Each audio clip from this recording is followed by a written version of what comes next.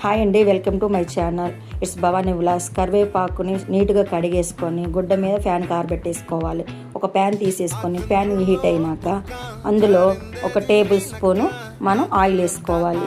Oil heat అయినాక ఒక table spoon మెంతులు వేసుకోవాలి. 2 స్పూన్స్ పచ్చిపప్పు వేసుకోవాలి. అన్నీ 2 స్పూన్స్ అండి. 2 స్పూన్స్ ధనియాలు, 1 స్పూను జీలకర్ర, 2 స్పూన్స్ మినపగుండ్లు, 2 స్పూన్స్ మినపగుండ్లు వేసుకున్నాక ఇవి మొత్తం డ్రై రోస్ట్ చేసుకోవాలి.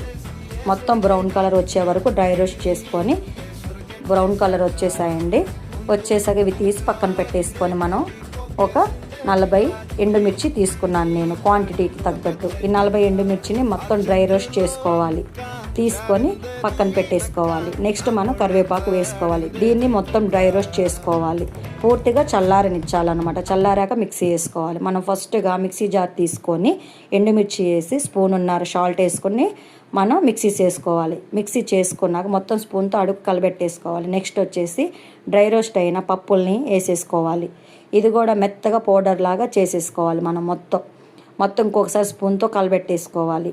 పెట్టేసుకున్నాక కరివేపాకు వేసుకోవాలి. కరివేపాకు వేసుకున్న దాన్ని మొత్తం మిక్సీ చేసుకోవాలి. చేసుకున్నాక లాస్ట్లో నిమ్మకాయ అంతా చింతపండు, ఎల్లిపాయ వేసుకొని మళ్ళీ ఇంకొకసారి గ్రైండ్ చేయాలి. గ్రైండ్ చేసింది రెడీ అయిపోయింది.